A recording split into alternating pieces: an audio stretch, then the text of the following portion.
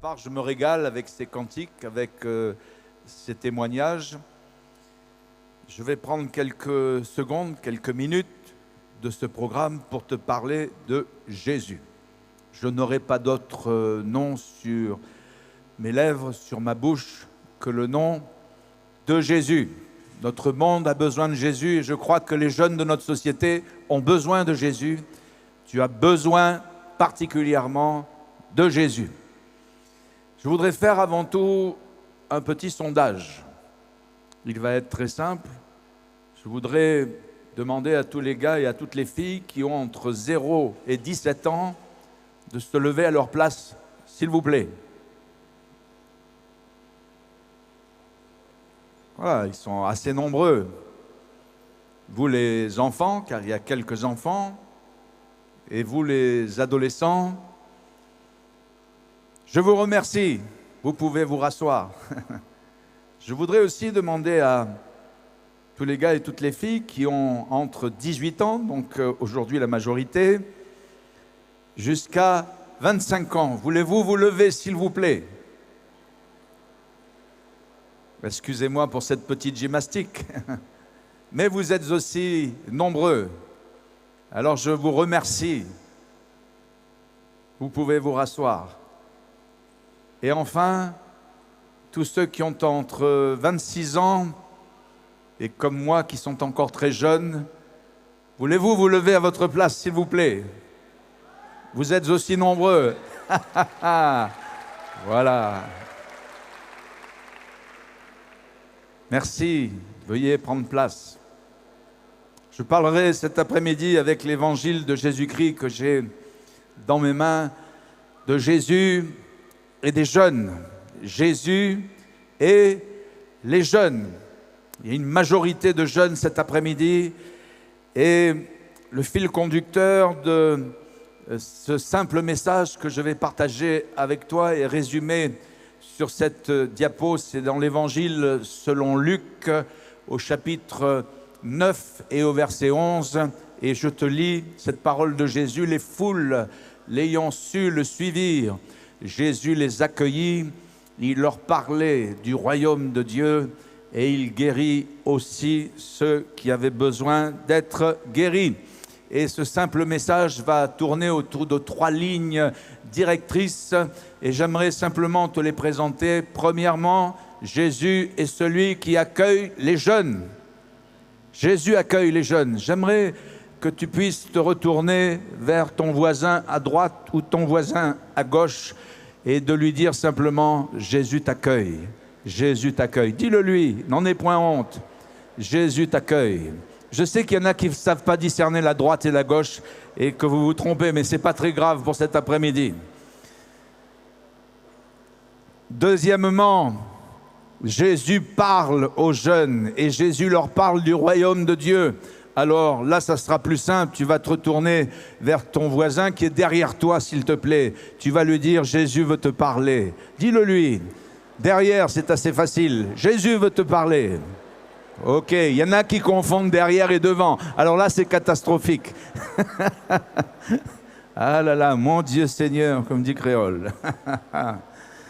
Allez, 3e ligne directrice. Jésus guérit ceux qui ont besoin d'être guéris. Tu vas te tourner, ou tu n'as pas besoin de te tourner.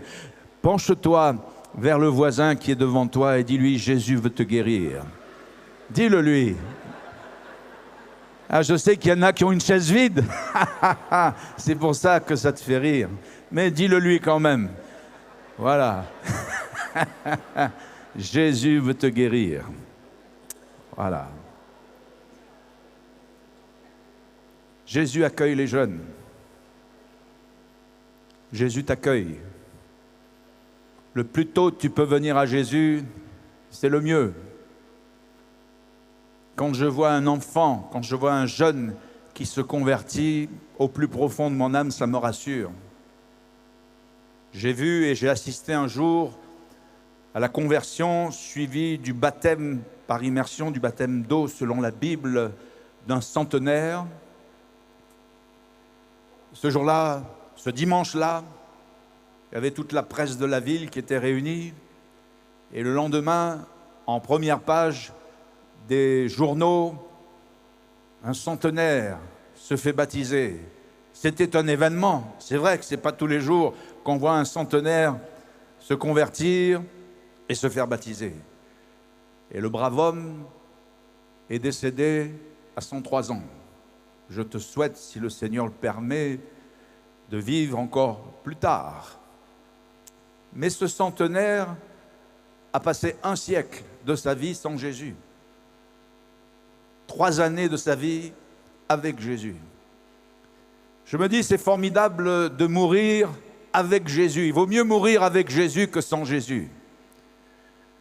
Mais ce qui est formidable, c'est quand un enfant, quand un jeune se convertit et se donne à Jésus. Non seulement il peut mourir avec Jésus, mais si c'est merveilleux de mourir avec Jésus et si c'est salutaire de mourir de cette façon, c'est encore plus glorieux de vivre pour Jésus. Et quand je vois un enfant se tourner vers Jésus, se convertir, quand je vois un jeune se convertir à l'âge de 16 ans, je me suis converti à l'âge de 16 ans, j'ai été baptisé du Saint-Esprit à l'âge de 16 ans. Eh bien, c'est toute une vie que le Seigneur peut empoigner, c'est toute une vie que le Seigneur peut manier le plus tôt possible. C'est le mieux. Jésus t'accueille. Ta vie, tu peux la garder. Ta vie avec tes talents, tu peux la garder. Ta vie avec tes aptitudes dans les langues, si tu en as, tu peux la garder. Ta vie avec ton dynamisme, avec ta force, parce que je pense que une des caractéristiques de la jeunesse, c'est la force et le dynamisme, n'est-ce pas? Tu peux garder tout cela pour toi. Ta vie avec tes talents dans les arts, dans la musique, que ce soit le théâtre, que ce soit la peinture et d'autres arts encore, tu peux la garder. Ta vie avec tes talents en cuisine, ta vie avec tes talents en couture, ta vie avec tes talents divers, tu peux la garder. Mais je te dis que si tu la gardes pour toi, hélas, tu vas la perdre. J'en ai connu plus d'un, hélas, qui ont voulu garder leur vie, leur talent pour eux. Et le monde qui est géré par la puissance du malin, le monde qui vit sous la puissance du malin et du diable, a fait que ces jeunes ont perdu leur vie. Hélas. Par contre, ta vie, si tu l'offres à Jésus, si tu viens vers lui, Jésus t'accueille. Jésus te prend en charge pour te sauver. Et ta vie, qui n'a la largeur que d'une main, parce que qu'est-ce que même un siècle, quelques 100 ans, face à l'univers et face à l'éternité, ta vie, si tu viens à Jésus, il t'accueille, et ta vie, tu la gagneras, ta vie, tu la sauveras, et tu ne regretteras jamais d'avoir donné ta vie à Jésus. Jésus accueille les jeunes, et Jésus t'accueille cet après-midi. Non seulement Jésus accueille les jeunes, mais Jésus leur parle. Et Jésus parlait du royaume de Dieu. Il ne racontait pas n'importe quoi. Il parlait du royaume de Dieu. Il n'était pas là pour faire rire les gens. Si tu veux rire, quoique je n'ai rien contre l'humour, et l'évangile n'est pas absent d'humour. Il y a des fois des scènes, des mots, des proverbes qui peuvent bien nous faire rire et qui sont empreints d'humour. Mais si tu veux écouter bien de l'humour, tu n'as qu'à aller cliquer quelque part. Tu vas écouter Michel Leb, par exemple. Le passant qui passe, le passant qui repasse. N'est-ce pas? Passant qui passe, passant qui repasse. Ou alors, allez, le local, le comique local, Jardineau, je l'ai écouté cette semaine, il passait à la télévision. Lui, il a rajouté le passant qui passe, le passant qui repasse et le passant qui dépasse. Ça, c'est la couleur locale. En fin de compte, l'Évangile nous dit que nous tous, les passants, qui passons, qui repassons, qui pouvons dépasser, hélas aussi, nous trépassons. Nous pouvons trépasser. C'est le chemin de toute la terre. Et Jésus n'est pas là pour raconter des petites histoires. Il n'est pas là pour nous faire rire. Il n'est pas là pour faire un one-man show. Mais Jésus est là pour te parler du royaume de Dieu. Et il y a dans l'Évangile, non seulement des témoignages, mais on en a écouté 7 cet après-midi, donc je ne vais pas rajouter un témoignage, il y en a eu assez. Il y a aussi des paraboles. Et souvent, pour parler du royaume de Dieu, du royaume des cieux, Jésus utilisait des paraboles. Tu sais, ce sont des histoires tout à fait authentiques, jamais invraisemblables. Par exemple, Jésus n'a jamais fait parler les oiseaux, ou Jésus n'a jamais fait parler les arbres, un peu comme dans les contes ou dans les dessins animés. Mais les paraboles que Jésus a racontées ont toujours été authentiques. Alors, je n'ai pas choisi une parabole de l'Évangile, mais on est au XXIe siècle, alors j'ai choisi une parabole que Jésus aurait pu raconter s'il vivait au XXIe siècle. C'est la parabole du portable. Tu as un portable? Ça m'étonnerait que tu n'en aies pas un. Allez, montre-le-moi, ose me le montrer. N'aie pas peur. Allez, montre-moi ton portable. Les enfants, montrez-moi votre portable. Arrêtez de jouer avec la tablette, montrez-moi votre portable. Voilà. Vous pouvez me le lever, votre portable, s'il vous plaît? Je ne vais pas le prendre, hein, rassurez-vous.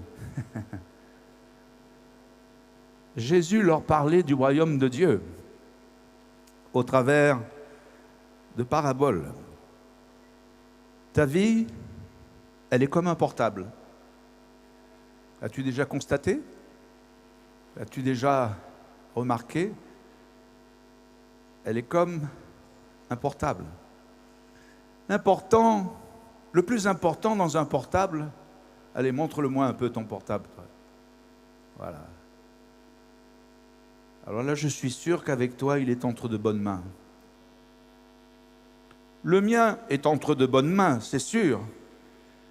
Mais dans la main des jeunes, et dans la main des adolescents en particulier, il est vraiment entre de bonnes mains. Quand j'ai besoin d'un conseil en portable, je ne vais pas voir les gramounes, hein. Je vais voir les adolescents, docteurs en portable. Et je leur explique mes problèmes. Et tout de suite, ils m'apportent la réponse. Tu ne comprends rien, ils me disent ça. Tout de suite. Moi, il me faut une année. Et quand le portable est entre de bonnes mains, ça change tout. Je suis sûr, vous les gars au fond, vous les gars aux filles, au fond, je suis sûr que ton portable est entre de bonnes mains. C'est important que ta vie soit entre de bonnes mains. Entre les mains de qui as-tu confié ta vie? Si tu viens à Jésus, non seulement il va t'accueillir, mais il va prendre ta vie entre ses mains. Et permets-moi de te dire aujourd'hui, cet après-midi, qu'entre les mains de Jésus, ta vie est entre de bonnes mains. Il saura en prendre soin. Il saura te guider. Il saura te parler, parce que Jésus parle aux jeunes, il les accueille pour leur parler. Dans ton portable, il y a quelque chose qui est très important, c'est ce qu'on appelle les MAG, les mises à jour. C'est important que tu le mettes à jour. Moi, j'ai un portable tablette à la maison, je suis désolé, j'arrive plus à le mettre à jour. Enfin, ça c'est commercial, c'est le business. Au bout de 5 ans, il faut changer, n'est-ce pas? Mais c'est important que ça soit mis à jour, n'est-ce pas?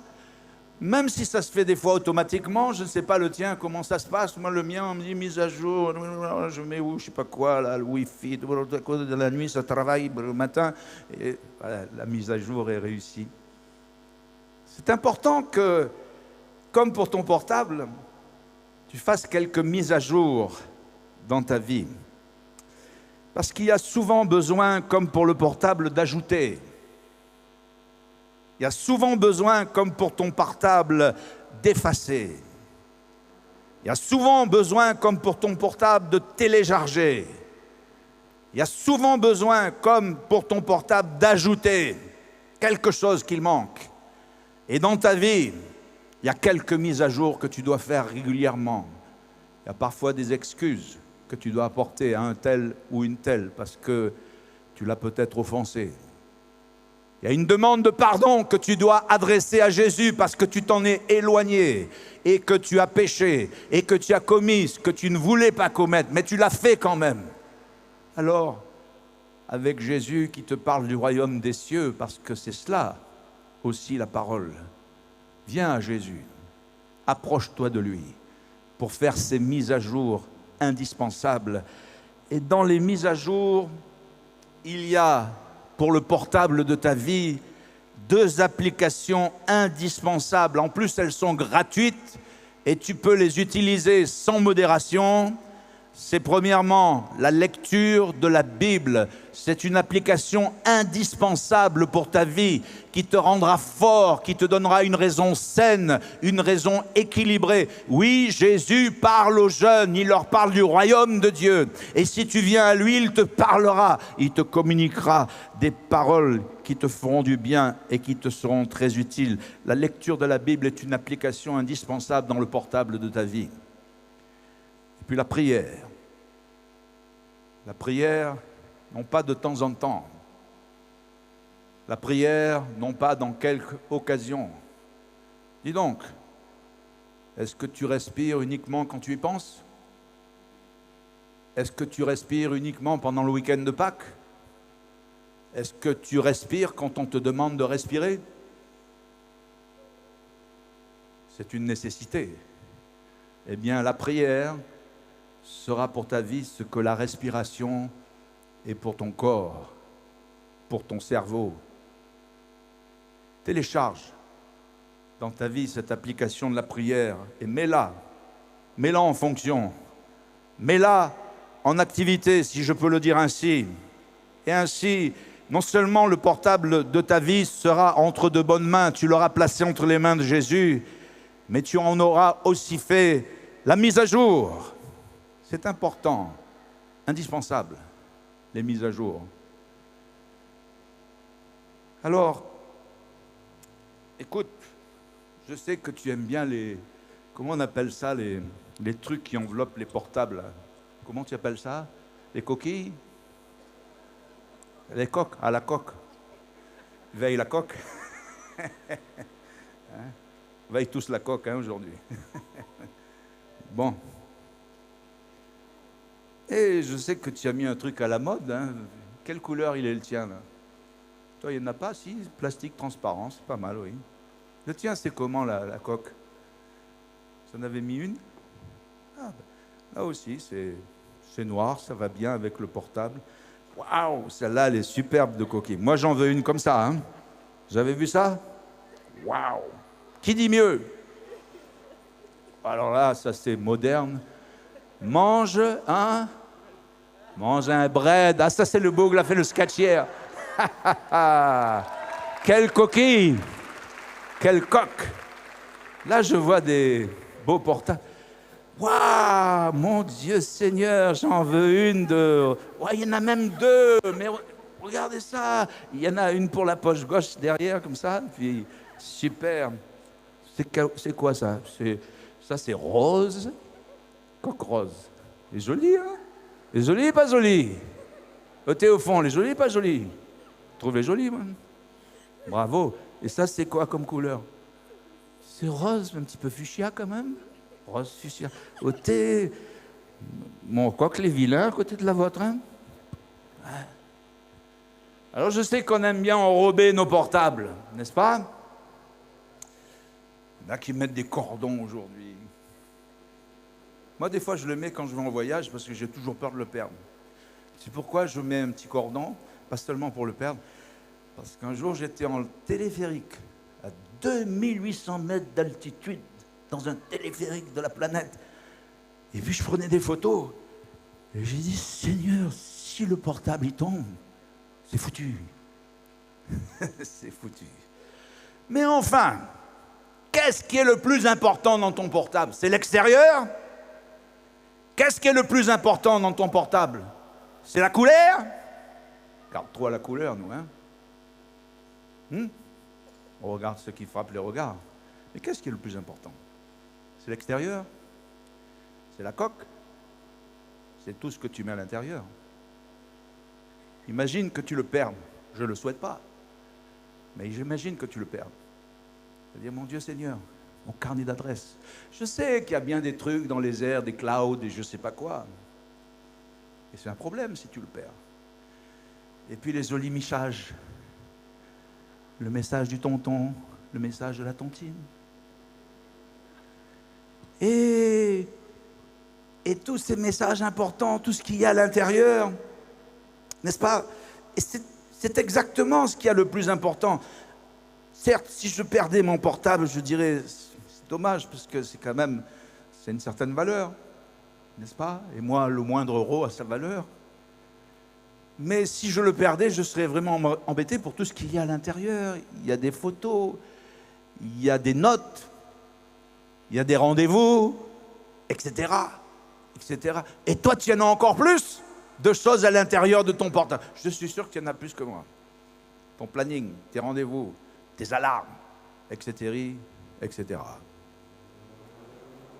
Dans le portable de ta vie, ce qui est le plus important, ce n'est pas la couleur de tes cheveux. Quoique c'est beau d'avoir des beaux cheveux, n'est-ce pas? Je préfère des beaux cheveux, je préfère une fille bien mise, bien soignée, qui sent mauvais, qui est délabrée quand même. On est d'accord, hein? C'est important, tes habits. Il vaut mieux un gars bien mis, même si tout le monde ne pratique pas le culte de la sape, quand même un peu d'ordre, un peu d'équilibre dans son corps, n'est-ce pas? C'est quand même mieux. Mais enfin, le plus important, c'est ce qu'il y a à l'intérieur. C'est ce qu'il y a dans tes pensées, le plus important. Le plus important, c'est ton cœur. Et Jésus, quand il parle du royaume de Dieu, il ne parle pas seulement de l'extérieur, il parle aussi de l'intérieur. Et il dit, mais il faut faire attention à l'intérieur, parce qu'à l'intérieur, il y a les sources de la vie. Et il dit, garde ton cœur plus que toute autre chose, parce que de lui viennent les sources de la vie. Sais-tu que tes pensées, elles viennent de ce qu'il y a de l'intérieur, non pas de l'extérieur uniquement? Sais-tu que tes paroles viennent de ce qu'il y a à l'intérieur? Sais-tu que les chemins que tu vas suivre sont les chemins de ton cœur? Sais-tu que les choix que tu vas faire seront les choix de ton cœur? Ça veut dire que le plus important n'est pas la coque, n'est pas l'extérieur. Le plus important, c'est l'intérieur. Mais des fois, tu l'as oublié. Des fois, tu l'as mis de côté. Jésus nous parle du royaume de Dieu. Pas seulement de l'extérieur, mais il nous parle aussi de l'intérieur. Il dit que c'est là qu'il y a la rapine. C'est là qu'il y a l'adultère, c'est là qu'il y a la violence, c'est là qu'il y a la haine, c'est là qu'il y a la méchanceté. Et gloire à Dieu, Jésus, par son sang précieux qui a coulé à la croix, il peut purifier tout notre être intérieur. Et quand il purifie l'être intérieur, tout est changé. L'extérieur va aussi changer. Les comportements, les paroles, tout va changer. Et enfin, ce portable, même si on t'a dit dans la pub que c'est celui de Rambo, il est fragile. N'est-ce pas?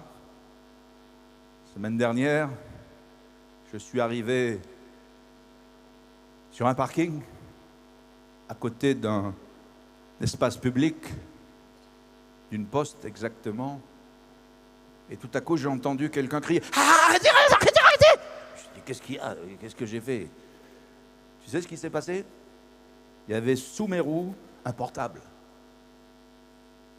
J'ai failli passer dessus, pourtant j'étais presque à l'arrêt dans un parking. C'est une jeune fille qui l'avait perdu, c'était le sien. Et par le système de la géolocalisation, elle l'avait trouvé. Il était juste sous mes roues. Et au moment où elle m'a dit « Attention, attention !» j'allais rouler dessus. Heureusement que je n'ai pas roulé dessus. Elle aurait été très ennuyée. Mais le portable de ta vie, c'est fragile, hein? Même si tu te crois fort,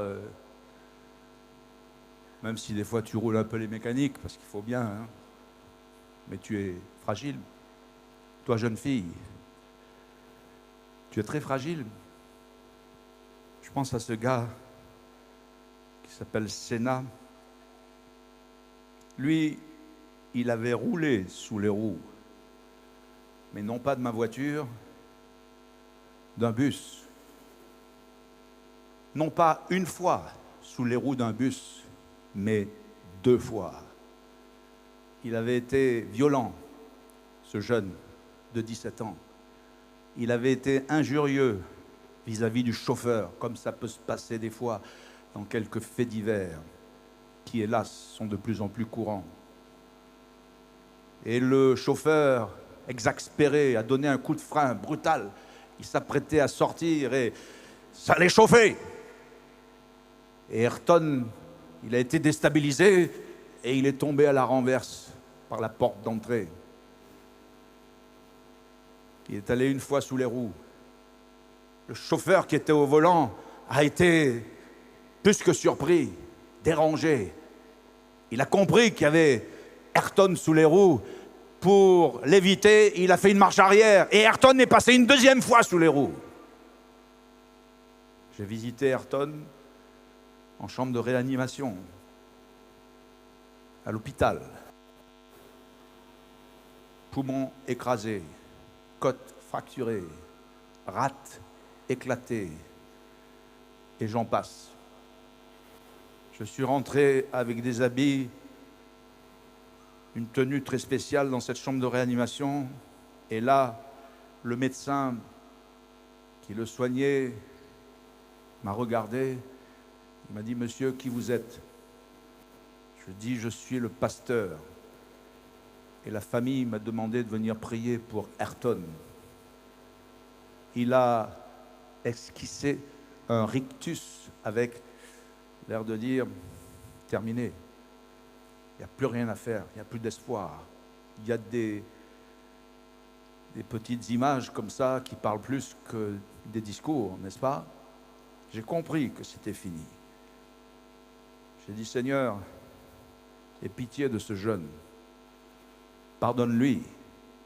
Il ne savait pas ce qu'il faisait. Par la grâce de Dieu, Ayrton s'est remis de ce terrible accident.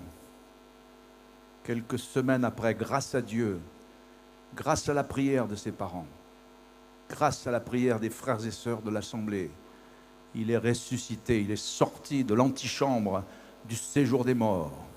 Mais, hélas, Ayrton y court.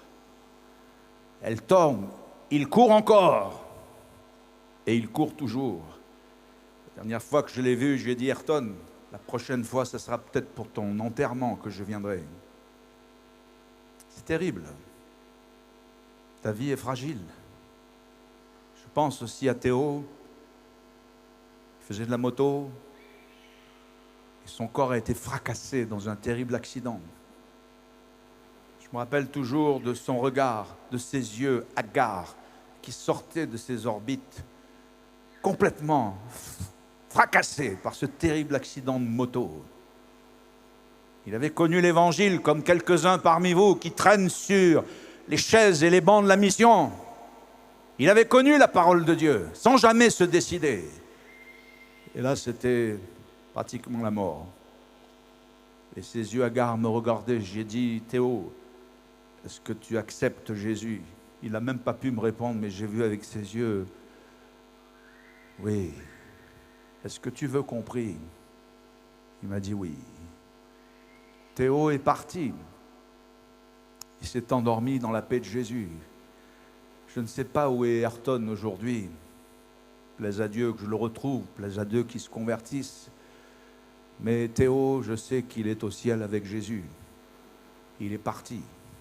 Il est parti sauvé. Jésus accueille les jeunes. Jésus leur parle du royaume de Dieu.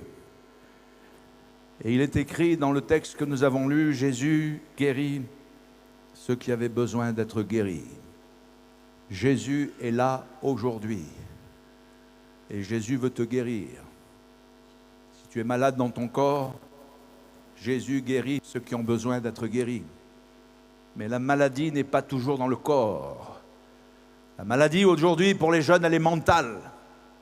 Et la plupart des techniciens de la jeunesse, la plupart des éducateurs de la jeunesse qui réfléchissent au comportement des jeunes, la plupart des pédopsychiatres et des pédiatres disent que la société, la jeunesse aujourd'hui souffre de problèmes mentaux. Cela vient pas seulement de la drogue, ça ne vient pas seulement de l'alcool, ça ne vient pas seulement des addictions, ça vient des écrans, ça vient des jeux vidéo, ça vient de comportements qui sont complètement déréglés dans le domaine des mœurs, dans le domaine des relations, où on t'a dit peut-être que tu peux changer de sexe et ça ira mieux si tu te transformes en femme, où on t'a dit mais est-ce que tu es vraiment une femme et tu ne sais plus où tu en es? Les jeunes de notre société souffrent de problèmes mentaux, de problèmes psychiques. Et si c'est ton cas aujourd'hui, viens à Jésus. Il va te guérir. Jésus guérit ceux qui ont besoin d'être guéris.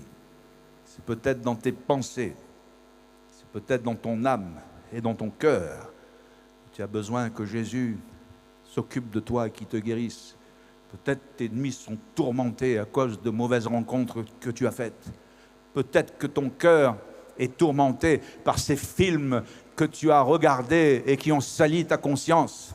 Car aujourd'hui, sur Internet, eh bien, au maximum, il y a la violence. Il faut quand même le signaler. Quoique je n'ai rien contre Internet pour l'utiliser, je trouve que c'est un très bon serviteur, un très bon outil. Mais pour ceux qui en sont addicts, c'est un très mauvais maître. Et peut-être que quelques scènes que tu as vues ou que tu as consultées ou auxquelles tu t'y es même abonné par un piège qui t'est surgi, qui t'a été dressé, tu es pris comme l'oiseau dans le filet et dans le piège. Eh bien aujourd'hui, Jésus guérit ceux qui ont besoin d'être guéris. Et si dans ton esprit, dans tes pensées, dans ton subconscient de tes nuits, tu as besoin d'être guéri, viens à Jésus. Jésus guérit ceux qui ont besoin d'être guéris. Je résume simplement ce que j'ai partagé avec toi aujourd'hui, avant un temps de prière, que je souhaiterais partager. Jésus t'accueille, Jésus te parle. Et si tu as besoin, aujourd'hui, Jésus te guérit.